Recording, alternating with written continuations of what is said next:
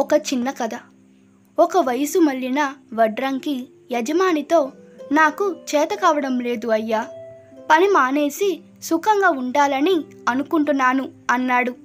జీతం కూడా వదులుకోవడానికి సిద్ధపడ్డాడు. యజమాని ఒక మంచి పనివాడు వెళ్ళిపోతానంటే బాధపడ్డాడు. చివరగా తన కోసం ఒక చెక్క ఇల్లు కట్టి ఇచ్చి వెళ్ళిపో అన్నాడు.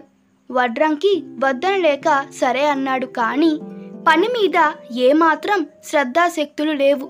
నాసిరకం వస్తువులు వాడి అశ్రద్ధగా ఇల్లు కట్టాడు.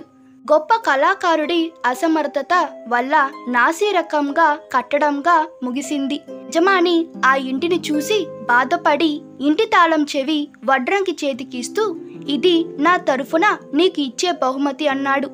వడ్రంకి దిగ్భ్రాంతికి చెంది, ఎంత పని జరిగింది, అది తన ఇల్లే అని ముందే తెలిసి ఉంటే ఎంత బాగా కట్టుకునేవాణ్ణి అని బాధపడ్డాడు.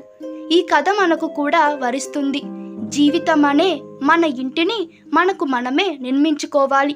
సాధారణంగా చాలామంది ఈ విషయంలో అశ్రద్ధ వహిస్తారు. అందుకే తక్కువ స్థాయి జీవితాల్లో కూరుకుపోతారు. మళ్ళీ అవకాశం వస్తే అంతకన్నా గొప్పగా కట్టుకుంటాం. కానీ జీవితానికి మళ్ళీ రెండో అవకాశం రాదు కదా. ఈరోజు మీ ఇష్టాలు, మీ దృక్పథం ఎలా ఉన్నాయో అవే రేపటి మీ అద్భుతమైన ఇల్లు. అశ్రద్ధ, నిర్లక్ష్యం, అసమర్థత వదిలి జీవితం అనే ఇంటిని శ్రద్ధగా నిర్మించుకోండి. ఈ కథ మీకు నచ్చినట్లయితే మీ అభిప్రాయాలు కామెంట్ తెలపండి.